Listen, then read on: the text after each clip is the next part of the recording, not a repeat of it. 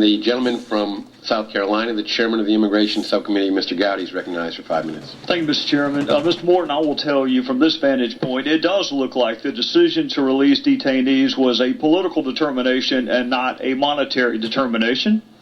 It appears to me that the release of detainees was part of a sequester campaign that included the fictional firing of teachers, the closing of the White House for student tours, the displacement of meat inspectors, and now we're going to release aggravated felons, some aggravated felons, onto the street. Now, I've counted 6 times you have said you didn't want to rob Peter to pay Paul.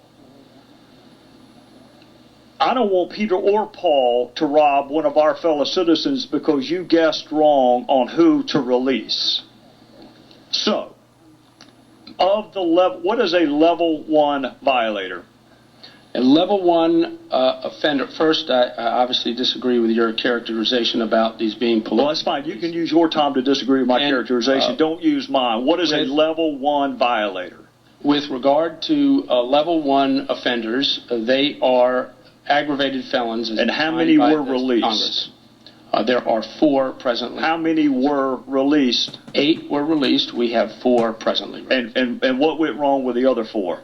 What's that? Why were there 8 released and only 4 currently? So the 2 were released when the computer records were not correct, and we went back and we looked at them and we brought them back in.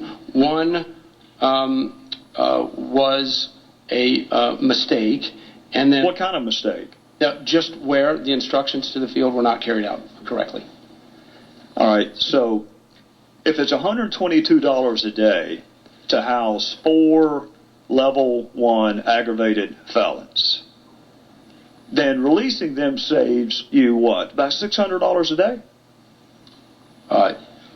Each day, that's right. All right. You can't find $600 anywhere else in your budget? We make determinations on a case-by-case basis. We've got to find $600 somewhere else in... Mr. Morton, who made the decision to release detainees as part of your effort to comply with sequestration? The determination was made by Mr. Meade, the Executive Associate Director for Enforcement and Removal Operations, in consultation with the Chief Financial Officer. Who was John Sandwig? Mr. Sandwig works for the Secretary. Were there any conversations with him? Not that I am aware of. Were there any conversations with the Secretary? Not that I'm aware of. I think the Secretary has noted that she was surprised and regretted the timing and the notification, and I agree with that. If the release of aggravated felons does not rise to the level of something that the Secretary of the Department of Homeland Security should know about, what does rise to the level? Listen, we release people every day, and the idea that we are going to review every single person that is released... You release thousands of people every day? We release thousands of people every month. We operate in a system. We had 407. But you don't blame it on sequestration, do you, Director Morton?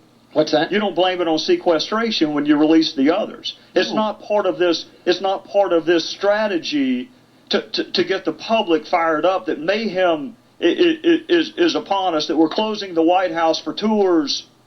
That we're firing teachers in West Virginia. We're going to have to release level 1 aggravated felons because of sequestration. Did you release any recidivist drunk drivers? I can't order you removed for having committed a DUI offense. No, you can't, Director, but you certainly can request a programmatic rescheduling so you can move money around. And this notion that you don't want to rob Peter to pay Paul, you could have easily done that. You could have found $600 to keep these level 1 violators from being released, and don't act like you could not have.